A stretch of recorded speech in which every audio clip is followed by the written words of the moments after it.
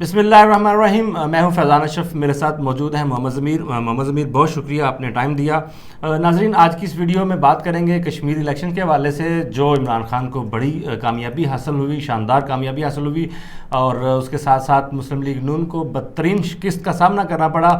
اس شکست کی وجہ سے مسلم لیگ نون میں شدید لڑائی ہوئی. یہ لڑائی کیوں ہوئی، محمد ضمیر سے جانیں گے. محمد ضمیر، کیوں لڑائی ہوئی اور کس وجہ کیا بنی؟ فیضان اشرف صاحب، دیکھیں کہ جب یہ آزاد کشمیر کی انتخابی مہم جب شروع ہوئی اور جس نعرے پہ یہ انتخابی مہم کا آغاز ہوا، مریم نواز نے آزاد کشمیر میں جا کر ٹارگٹ کرنا شروع کر دیا عمران خان کو، اور یہ نعرہ لگایا کہ عمران خان کشمیر فروش ہے. جب مریم نواز نے اس نعرے کو لے کر وہ چلی ہیں، اور اس کے بعد پھر ان پر یہ تنقید ہوئی کہ یہ وہ مریم نواز ہیں. جب پی ڈی ایم بنائی گئی اور جی ٹی روڈ مارچ کیا گیا تو مریم نواز کی جانب سے، نواز شریف کی جانب سے فوج کو، اسٹیبلشمنٹ کو ٹارگٹ کیا جا رہا تھا. اور آپ کو یہ بھی یاد ہوگا کہ مریم نواز تو کہتی تھی کہ عمران خان کی تو کیا حیثیت ہے، عمران خان کے ساتھ تو ہماری لڑائی نہیں ہے، ہماری لڑائی تو عمران خان کو لے کر آنے والوں کے ساتھ ہے. تو جب وہاں پر کشمیر میں فوج پر تنقید کی گئی، فوج کے خلاف جب جلسے کیے گئے، آخری 2-3 جلسے آپ دیکھ لیں، تو آزاد کشمیر کی سیاست جو ہے، جو وہاں پر لوگ موجود تھے، جو ہمارے سینئر رپورٹر وہاں پر موجود تھے، وہاں ان لوگوں سے اگر آپ پوچھیں تو آپ کو اس حوالے سے آپ کو بتائیں گے کہ آزاد کشمیر کے جو لوگ ہیں، یہ بھی ایک فیکٹر ہے کہ جس کی وفاق میں گورنمنٹ ہوتی ہے، اس کی آزاد کشمیر میں بھی اسی کی حکومت بن جائے گی.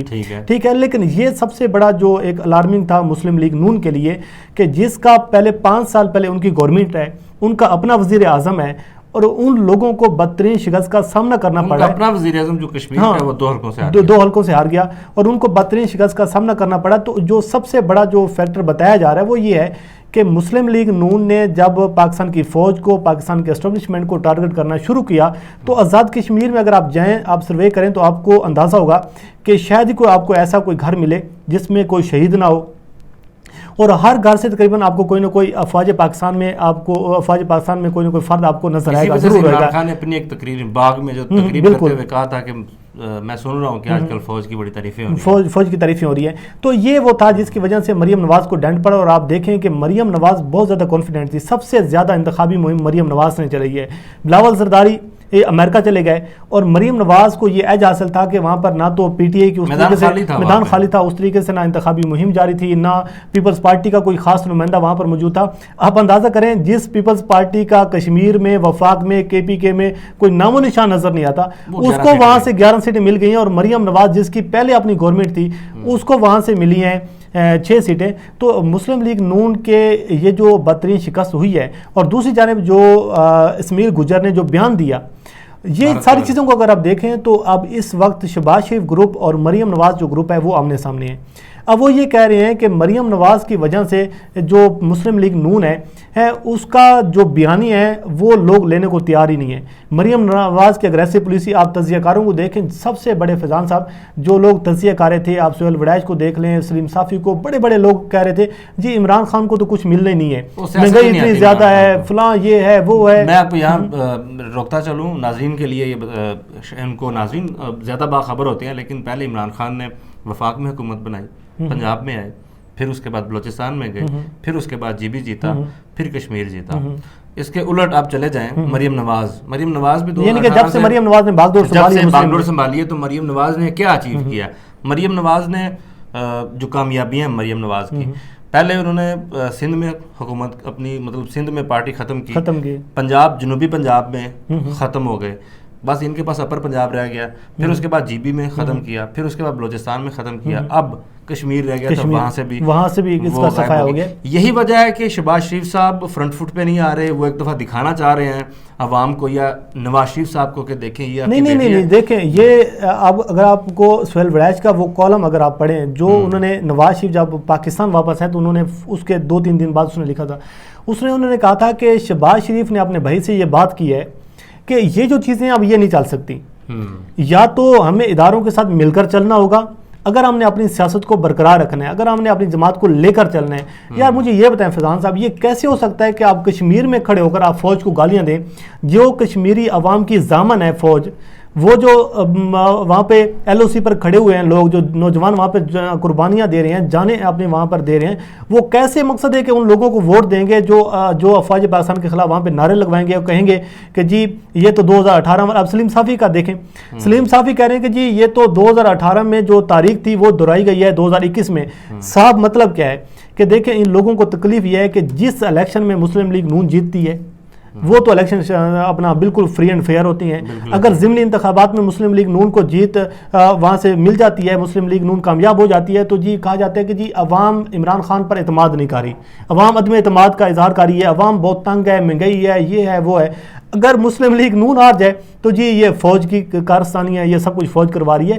مسئلہ یہ ہے کہ اب شہباز شریف ہو گئے، احسن اقبال، جتنے بھی لوگ ہیں، مریم نواز گروپ کو تو آپ سائڈ پہ کر لیں، شہباز شریف گروپ میں بہت زیادہ تشویش پائی جا رہی ہے، اور وہ یہ کہہ رہے ہیں کہ مریم نواز کی وجہ سے جو مسلم لیگ نون ہے وہ بہت زیادہ پیچھے چلی گئی ہے. اور مسلم لیگ نون کے لیے کم بیک کرنا، چونکہ ان کا تو نام و نشان نہیں رہا اوورال سیاست میں، وفاق میں تو دور دور تک کوئی نشان نہیں ہے.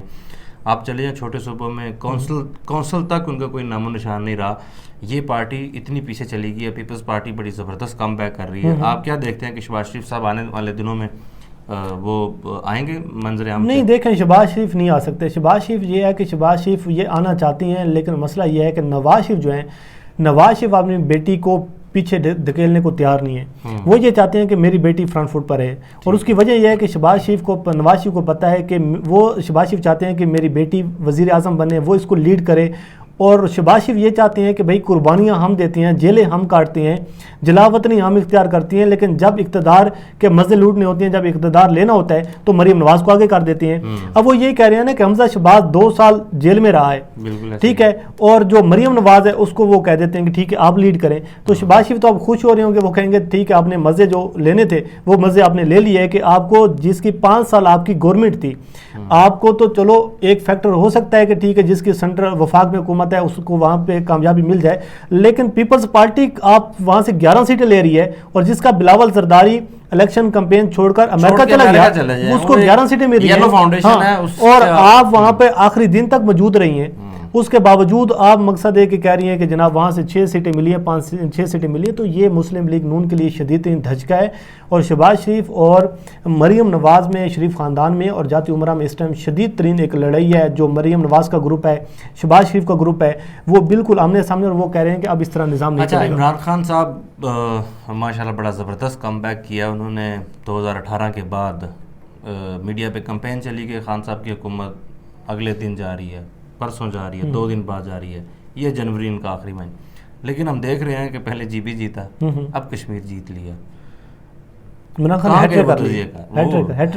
ہیٹرک کر گئے ہیں. تو آپ 2023 میں عمران خان کی حکومت دوبارہ آتے دیکھ رہے ہیں؟ نہیں دیکھیں، 2023 کے جو انتخابات ہیں آپ اندازہ لگائیں کہ یہ لوگ کہتے تھے کہ عمران خان کو شیروانی کا ایک بٹن بھی نہیں دینا، عمران خان کے ہاتھوں میں لکیر ہی نہیں ہے وزارت عظمیٰ کی. آج وہی عمران خان ہے جو بات آپ بتا رہے ہیں، جو ایک پوری ہسٹری آپ بتا رہے ہیں کہ کے پی کے میں ان کی گورنمنٹ ہے، بلوچستان میں ان کی گورنمنٹ ہے، سینٹرل میں ان کی ہے، پنجاب میں ان کی ہے، جی بی میں ان کی ہے، کشمیر میں ان کی ہے. عوام کیا دیکھ رہے ہیں؟ ایون کہ سندھ میں وہ اپوزیشن لیڈر. اچھا، دوسری بات یہ چیز ہے کہ عوام، فیضان صاحب اس میں کوئی شک نہیں ہے مہنگائی بہت زیادہ ہے، اس میں کوئی شک نہیں ہے کہ مہنگائی پر کنٹرول خان صاحب کو کرنا ہوگا، لیکن یہ بھی حقیقت ہے کہ لوگ دیکھ رہے ہیں کہ جن مسائل سے پاکستان کو عمران خان لے کر آئے ہیں، نکال کر لے کر آئے ہیں، اس سے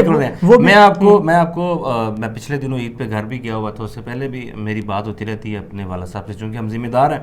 تو اس دور میں اس سال جو سب سے زیادہ خوشحال ہیں وہ ذمہ دار ہیں.